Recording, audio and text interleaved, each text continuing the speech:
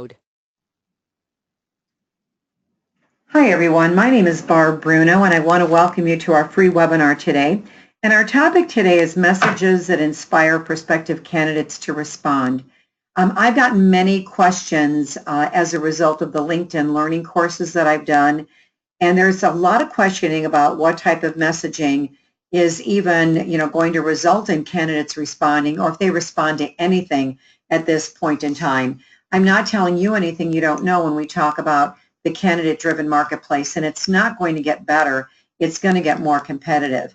And this candidate-driven market, top talent is being bombarded by contacts from recruiters. So why should they reach out to you, back out to you? Candidates have learned to hide behind technology, and they find it very simple to delete email and ignore LinkedIn messages. The other problem is that if you're only using job board ads and you're only using website postings and in-mails on LinkedIn, that gives you access to about 15% of the total talent market.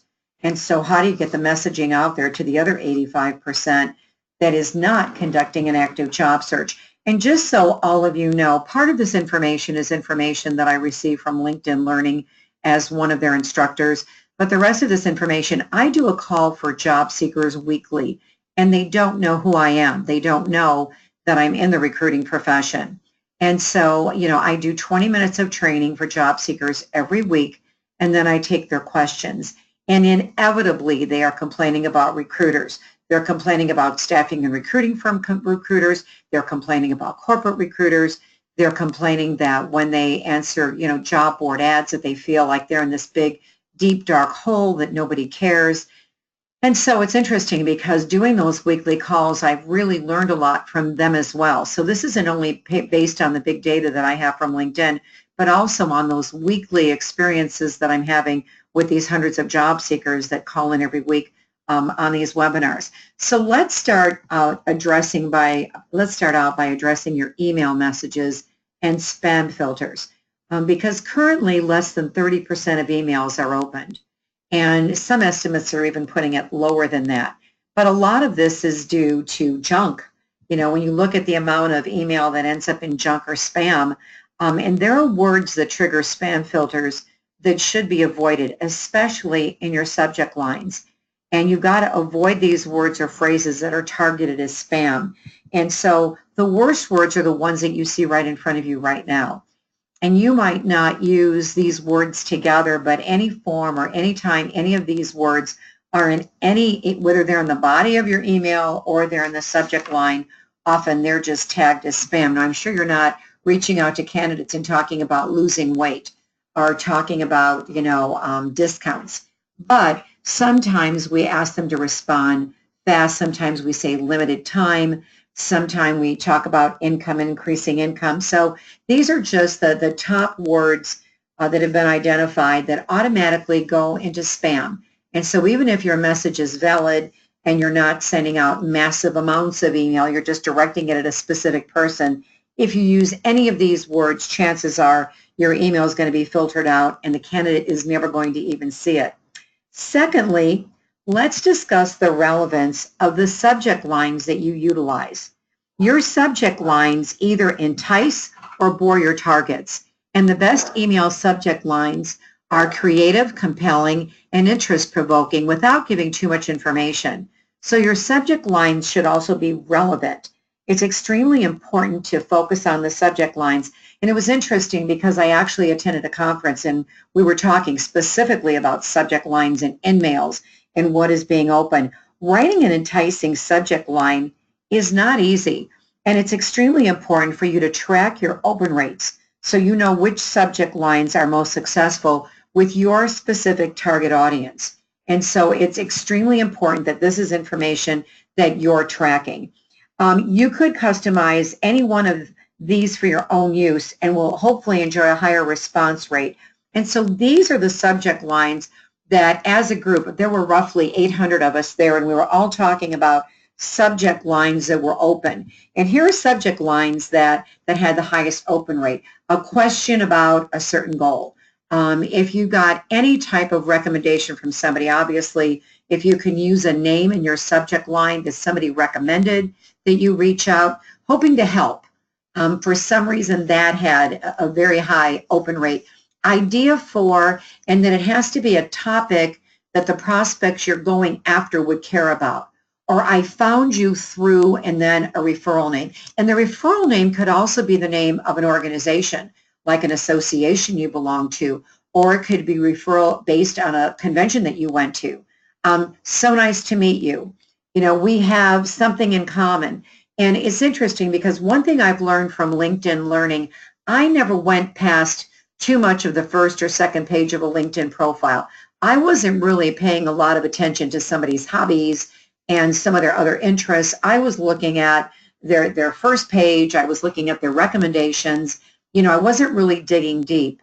And then what I've learned by you know, really standing back and studying this a little bit deeper was that if you got anything in common with them, whether it's belonging to an association, whether it is a hobby or an interest of any kind, that if you can do anything, you know, relate to anything that you have in common with a candidate, they're more likely to open up your email.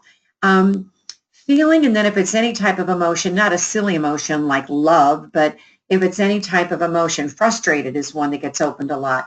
Let me help, or our next steps. When you put things like our next steps, they automatically assume that they've already, you know, gone to you for some advice on some prior steps. 10 minutes, just something as simple as that, like 10 minutes and then a date. Often people will react to that because you're only asking them for 10 minutes. You're giving a specific date, and now they want to know why. But then in your email, you have to show them the benefit to them to give you the 10 minutes. So it can't be about anything that we're offering. It can't be about what we need, what we want. When you're sending any kind of messaging out there, we almost have to envision that the other person is just worried about the what's in it for me. So every message you and I are sending has to focus on the what's in it for me of the candidate. How are they going to benefit by answering our email? How do they benefit by answering our in-mail? You know, it's all about them and not about what you or I need. A 3-step plan for your busy week. If you can give them something short and simple, often they'll open it. Or here's the information I promised you. Should I stay or should I go? That doesn't appeal to everybody, but if it's, you know, an audience that has a little bit of a sense of humor, that can work. I know this about a topic of interest. I love everything in this email. That is going to compel somebody to open it because they're wondering why you love everything in the email. And again, anything that can pique somebody's curiosity. Or if you say something like, am I assuming correctly? That makes the person think, okay, are you assuming what correctly? And you know, now they're inquisitive, and so they'll open your email. X amount of options to get started, hoping you can help. Somebody's name, and I thought you might like these. You notice that all these subject lines are pretty short and simple. And the reason they're pretty short and simple is because that's what's working today. They have to be short and simple. And just so all of you know, after this call, we're going to give you a recording of this call, and I'm also going to offer to give you the handout. I'll give you an email that you can write to, and if you want a copy of this handout, I'll be glad to share it with you so you're not trying to write down all of this information. And before I share the last subject line, I want to share a story with you because we were launching a new project, and I was hoping to achieve a high open rate. And I went online, and I belong to several groups, and we're all studying messaging now and what is the best messaging to get candidates to respond to us. And I learned that one of the highest open rates was a subject line that said, worst advice I ever got. And so I was stunned, and I was hesitant to use it, okay, because I'm thinking, why would somebody open an email that said worst advice I ever got? But I don't question data. So I decided to use the subject line, and everybody in my organization was in disagreement. They go, why would you put that on something we're trying to promote? And I said, well, we're going to turn it around in the first couple of sentences of the email, but supposedly it has the highest open rate. What's interesting is we had our highest open rate on this email that we've ever had in 5 years. And it was like an 86% open rate on that subject line. Now, who would think that candidates would open something that said worst advice I ever got, except they're probably getting a lot of bad advice. You know, people that are out there in the job market now are so confused. They're being bombarded by messages and bombarded by calls, and it's hard for them to determine which messages to open, which messages to return, and they're tired of getting emails from total strangers, and they don't see the benefit to them. If your messages are not being opened, more than likely it's your subject line. If they're opened, but they're not spending a lot of time or you're not getting any response, then you focus too much on what you need or what you want and not enough on how it benefits them to get back to you. Never underestimate the most qualified passive candidates are open to consider an opportunity that would represent their next logical career move. I speak in front of job seekers all the time, and I was at a recent technology conference, and it was interesting because I was the only one involved in recruiting that was at this conference, and there were like 1,800 technology people, and it was interesting because they actually let me speak at the program, and I asked the people in the audience, okay, how many of you would be willing to look at a new opportunity? And I was surprised because there were some supervisors in the room that probably 95% of the people attending this conference put their hand up and they go, we're always looking, we're always open. You know, we want to go where we can enhance our resume. We want to go where the newest technology is. And I said, then why don't you respond to recruiters? And they go, it's very simple. Most of them don't give us any reason to call them back or to respond back to them because they all say they're different and they all sound alike. They've always got a specific opportunity they're pitching to us. And if it's not something that I would consider, don't think that what I'm doing is what I want to do next. If you're pitching an opportunity to me and I've done exactly what your job is, why would I be interested in your job? It's not my next career move. If I'm going to make a move, I've got to have a project that's going to stretch me. I have to have new technology that's going to improve my marketability.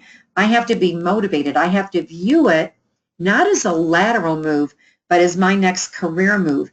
And so many of the messages we get are pitching something that we would never be interested in. And so, you know, when you pitch a job to us, the chances of us responding back to you are slim and none, because most of the time you're assuming that what I'm doing is what I want to do next, and that's not necessarily the case. You know, how do you know what to pitch to me unless you've talked to me or you know something about me or you reach out and tell me the benefit of me using you? Like you've hired, you know, 10 people just like me and they've advanced in their careers, or I see the benefit to me to get back to you. What's interesting is they're willing to buy, but they don't like to be sold. And they feel too many of our emails and in-mails and even our voicemails are basically selling at them versus asking them what they want to do next and then positioning ourselves as a solution of what they want to do next. Your emails or your in-mails should never focus on what you do. Like we do this, we do that, we do this, we do that. It always has to be the what's in it for me. Every means of communication should focus on how you can benefit them. It's also important to keep in mind that most individuals have had a prior experience with a recruiter. And it's really funny because I speak at many conventions. I speak in front of corporate, conventions. I speak at the CEO conference. I go to the Recruit Con and ERE and some of the staffing and recruiting conferences.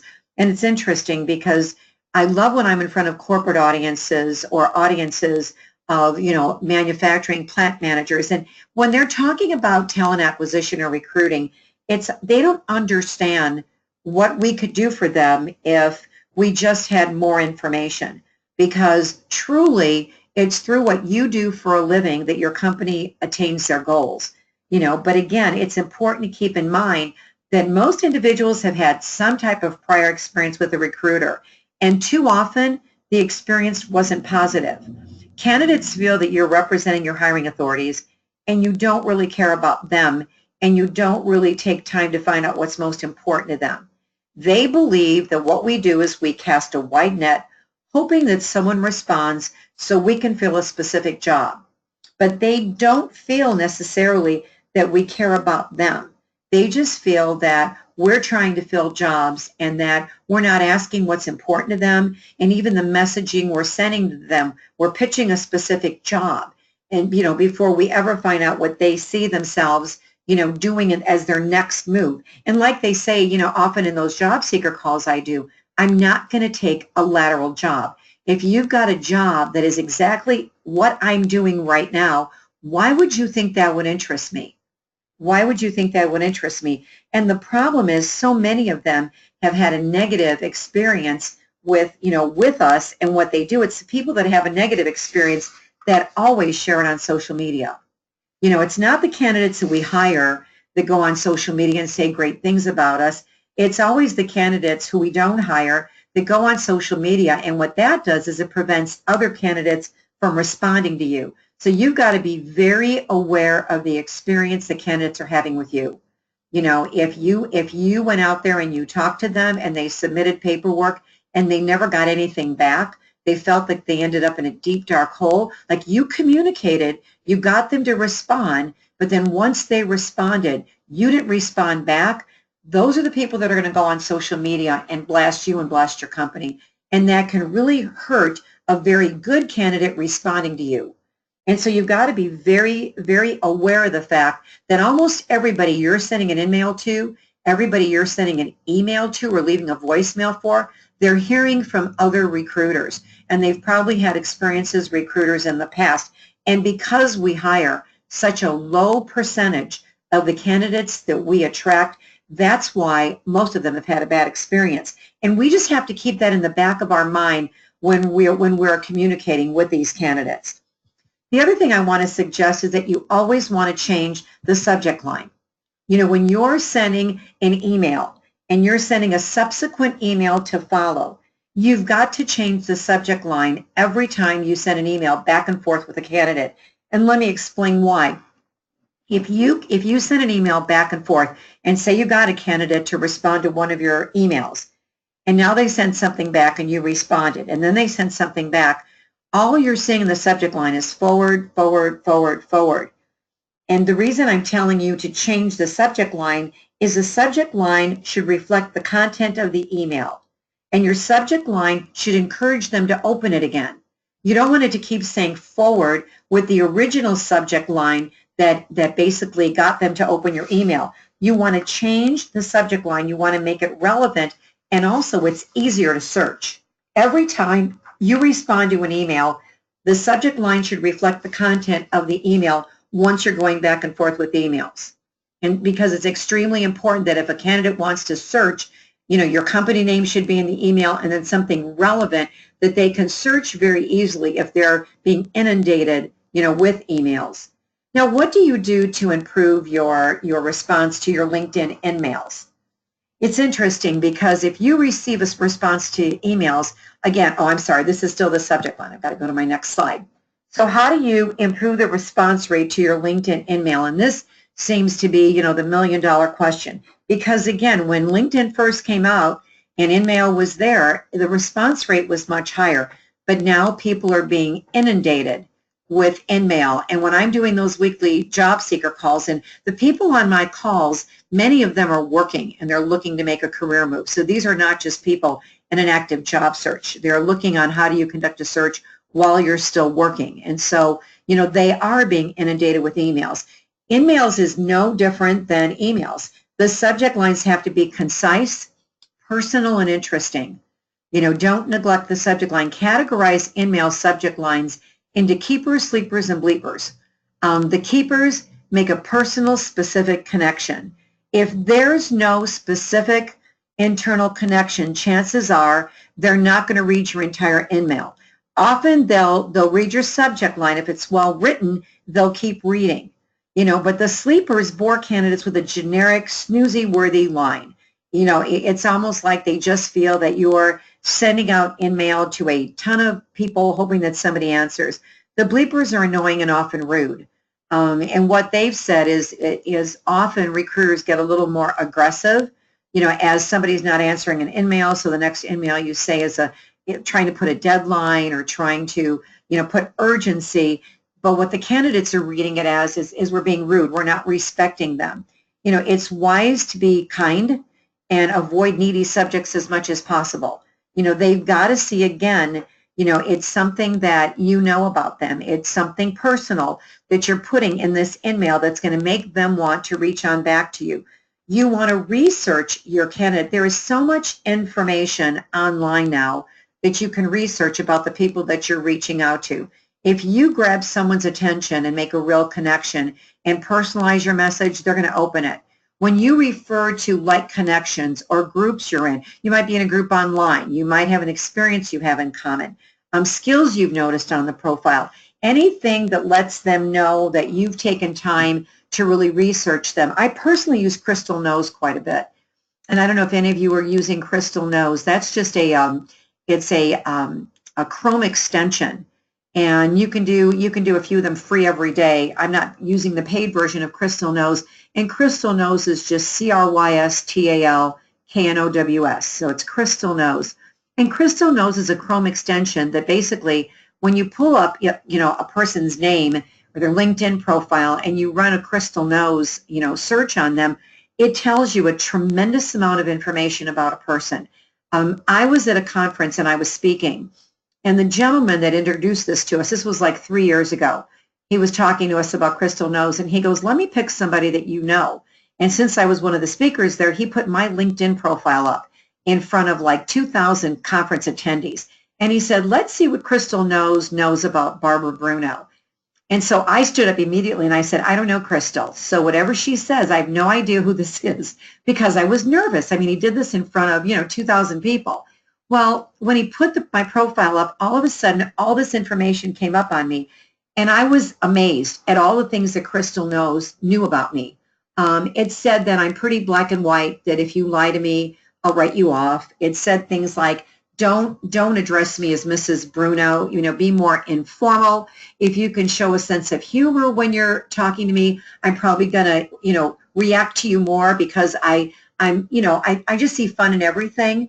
It said that when you send me an email, I will only read the first few bullets. So if you send me something long, I'm probably not going to read it. I'm going to read bullets. It was almost like Crystal had talked to one of my best friends and asked them information on me. And so then I stood up and I said, that's creepy. I don't understand how Crystal knew all that, but that is spot on. And people in the room that really knew me said, oh my God, that's you. And it said how to talk to me. It said how to write to me. And when you're messaging to people, it'll give you hints on what kind of message. Like with me, the shorter, the sweeter, something funny, that's what I'm going to be more inclined to open. So think of how valuable that information is. There's all kinds of tools that you and I have that are free. Okay, but again, Crystal Knows will help you personalize your message. Number 3, you want to send in-mails throughout your day. And the reason you want to do that is because LinkedIn's big data has proven that there's no sweet spot. There's no perfect time of the day to send in-mail messages, although people think there are. Candidates reply when it's most convenient for them, not the instant that you send it. And so realize that there is no specific time that's going to give you a bigger response on your in-mails. Candidates are going to reply when it's good for them. Next, I want to talk about, why is the sender so relevant? I want you to put yourself in the shoes of a prospective candidate. So let's pretend that you're a prospective candidate and that you're working. You're not actively looking for a job, all right? And you're being bombarded by email and in-mail. And so I want you to think for a moment. So I want you to view this right now. You're a job seeker. You're working. You're doing a great job. You're not in an active search. You might keep your options open if you heard of something great, but you're nowhere means you don't have anything out there actively. You're not reading job boards. You're doing your job, okay? And the first message reads, okay, great opportunity for a director of talent acquisition. A personal email from the CEO of ABC Company. So the first message would read, great opportunity for Director of Talent Acquisition, and it continues at ABC Company, we're hiring a passionate and proven Director of Talent Acquisition with 5 to 7 years of full cycle recruiting experience working in a large corporate environment. Familiarity with social media, resume databases, and professional networks is essential. The second email says, a personal email from the CEO of ABC Company. I'm very impressed by your LinkedIn profile. I've asked one of our recruiters to contact you to see if you'd be open to explore career opportunities with our expanding company. We believe that talent acquisition plays an integral role in our business. It's talented and creative people like you who help determine our company's future by helping us attract, hire, and retain best talent. The second message focuses on what a person would do and become versus what they have to offer. They would also be impressed that the CEO reached out and asked a recruiter to call them. Anytime you can have an executive, anytime you can use anybody that one of your hiring authorities to reach out and say, I was impressed, by your LinkedIn profile. And you notice they didn't talk about how many years of experience were needed. They didn't talk about specific credentials because, quite frankly, if you're doing the laundry list, if when you're reaching out and you're asking people to, be interested in an opportunity once you've talked to them and you send them a laundry list of what you need, it's not telling them what they're going to do or what they're going to become. It's just talking about this laundry list of specifics. And if they don't have everything you're looking for, they're not going to respond. And if they have everything you're looking for, they're thinking, you know what, I've already got this. I'm not looking for a lateral. I'm looking for career advancement. So everything we're doing has to be much more performance-based. What are they going to do in a job? What can they become with your company? When you're messaging, remember, it's about them. It's how can they benefit by responding? How can they benefit by interviewing? Your messaging has to always be about, what are they going to do? What can they become? Where can they go with your company? Not, these are the specifics we need for the job. Here's the credentials, and I'm just looking at, do you have the criteria? Rather than talking about, this is what you're going to do in the job. Here's our performance objectives. This is how you can be very successful working for us. I also want to give you an additional tip that is very important in your messaging. And this isn't in-mail, and this isn't email, and this isn't voicemail, okay? And I want to hit on voicemail for just a second, even though that wasn't in our description. If you leave a voicemail and you basically say, hi, I'm from this company. I have an opportunity I'd like to discuss, or I saw this, and there's nothing, it's just you pitching a specific job, chances are they're not going to return your voicemail unless they're unemployed and they're returning all voicemails. Someone who's working might not return that. But if you leave a voicemail that says, give your name, and I was very inspired to call you based on what I've learned about you, would love to see what you envision as your next move, would love to talk to you at your earliest convenience. When you call me back, interrupt me. Tell whoever answers the line to interrupt me no matter what I'm doing so I don't miss your call. I'm looking forward to our conversation. And when those return calls come in and they say to interrupt you, you want to be interrupted, because this is when you're going after top talent. And of course, you want them to interrupt you because it makes them feel important, and then they're going to return your calls. I want to give you an additional tip about your LinkedIn profile. Your LinkedIn profile is your first messaging, and your LinkedIn profile should really be a mini sales letter about you and about your company. Before responding to your email or your in-mail, candidates will often pull up your LinkedIn profile to determine if you have a track record of helping people just like them make great career moves. So you want to revise your LinkedIn profile to read like a mini sales letter that entices candidates to reach out to you. Make sure you monitor your recommendations so prospective candidates can relate to others you've hired or you've put in great positions, so they see the advancement, they see that this is what you do. In conclusion, what you want to do is just keep your in-mail short and personalized to receive the most responses. And remember, LinkedIn is working in the background to give you an extra boost.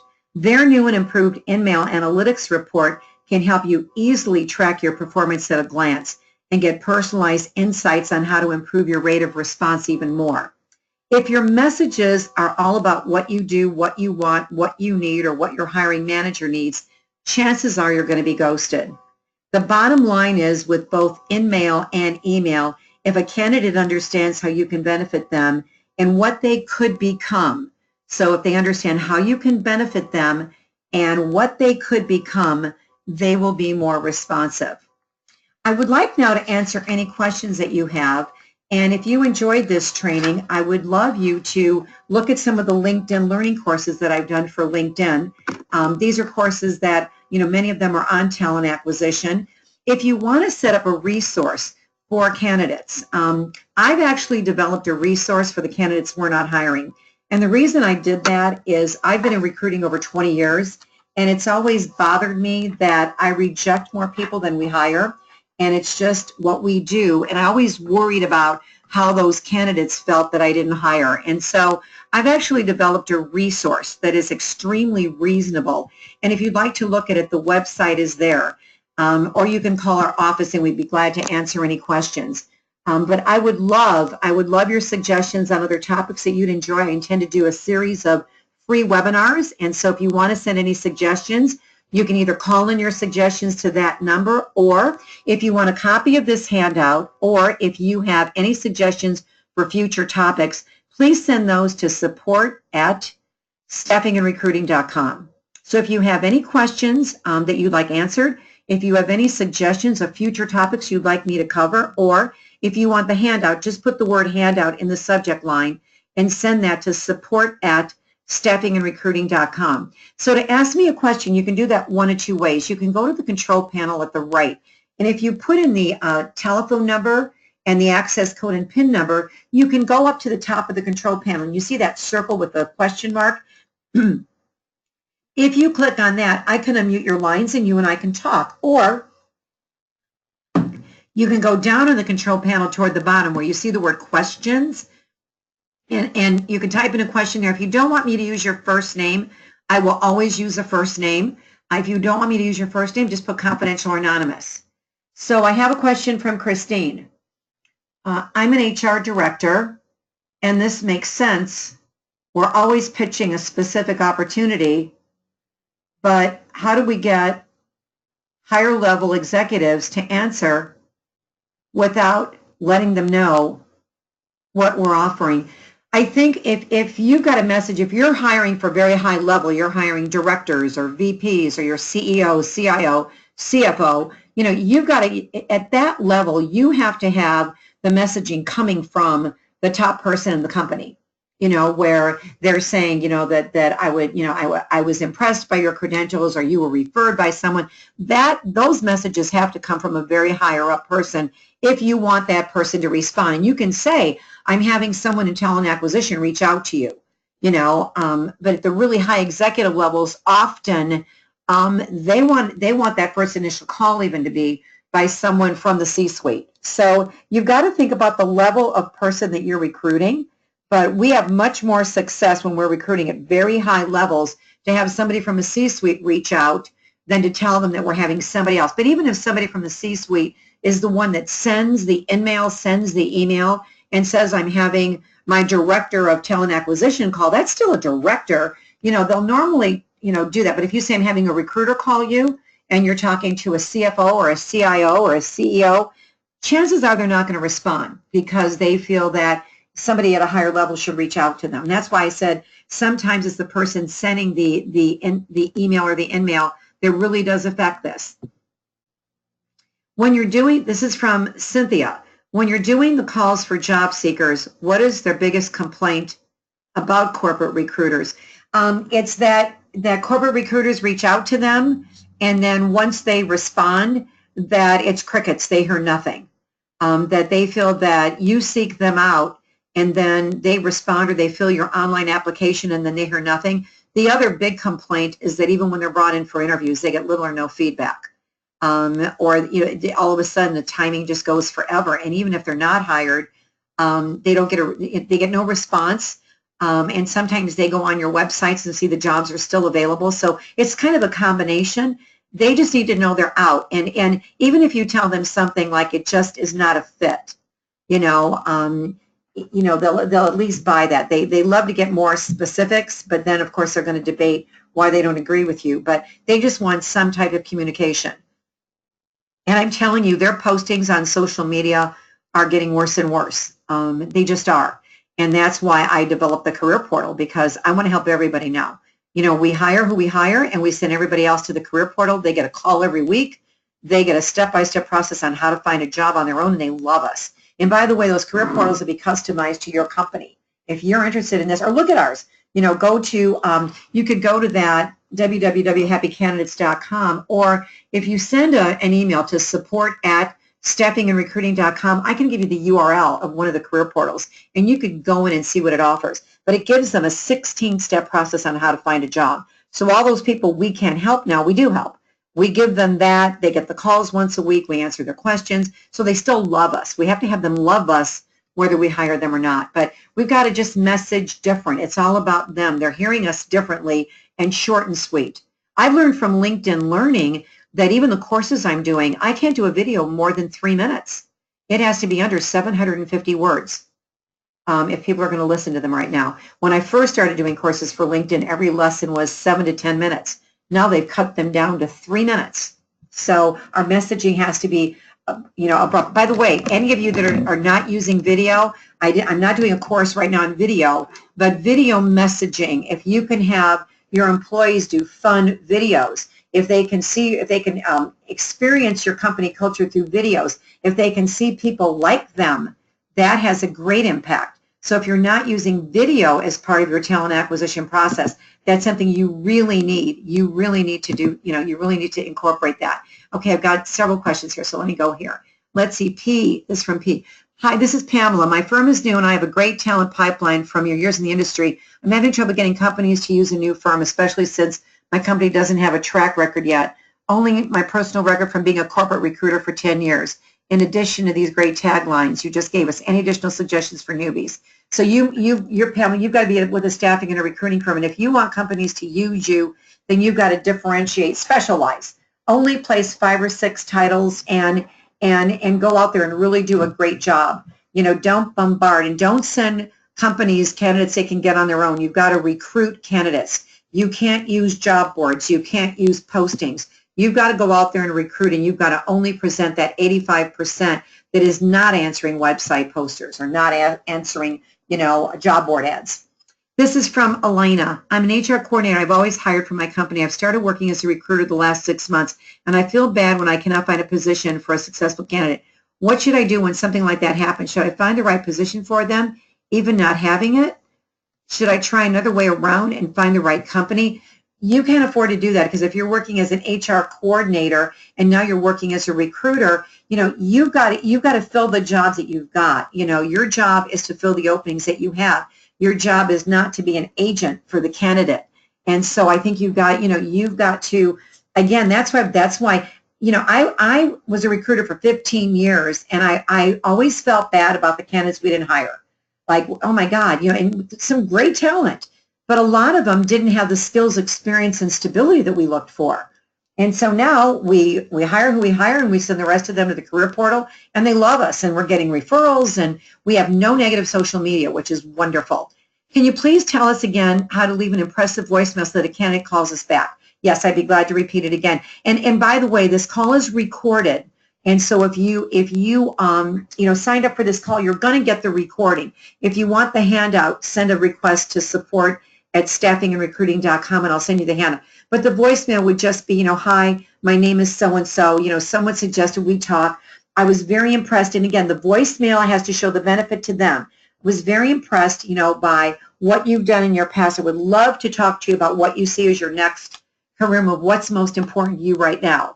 So, love to know what you want to become, what you see as your future, what some of your long-term goals are. You're not pitching a job. You're not pitching an opportunity, because truly there is going to be such a candidate shortage. I heard a statistic about 6 months ago that by the year 2030, there's going to be an $80 million shortage, of 80 million person talent shortage by 2030 because of, and we're not going to get hit as much in the United States as countries like China are.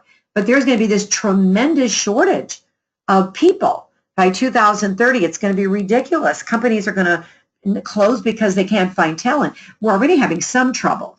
But I think that, you've really, these candidates have to understand that as talent acquisition professionals, as recruiters, we care about them.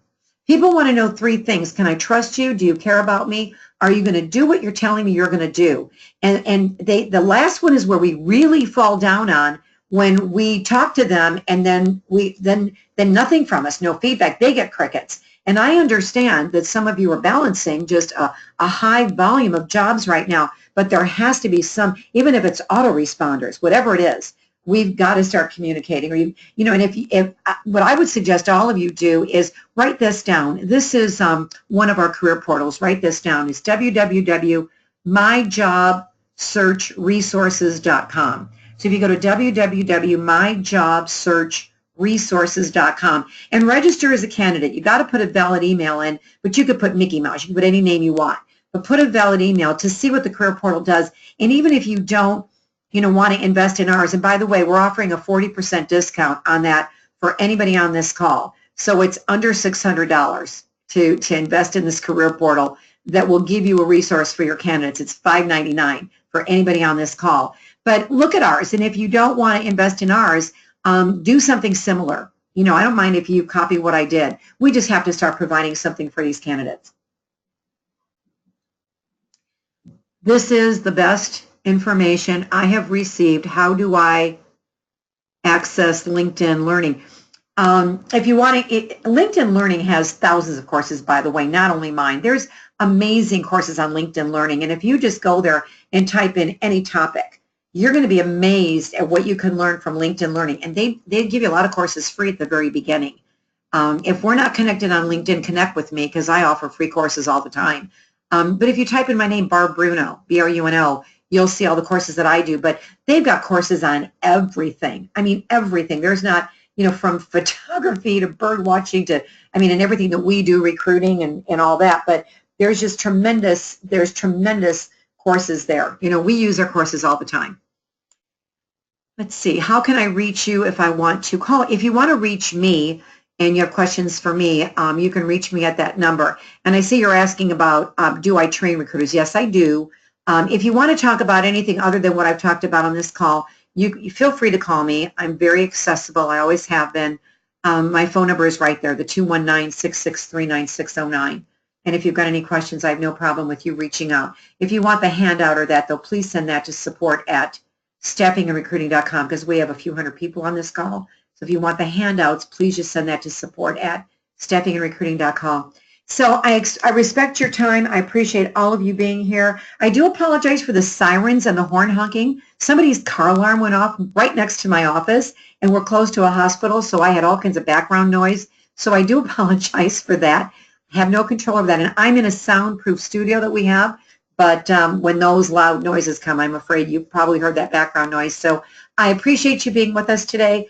I hope that you use some of these ideas and that you get more responses and that the candidates start reaching back out to you. So thank you for participating, and we'll get this recording out to all of you. Have a great day.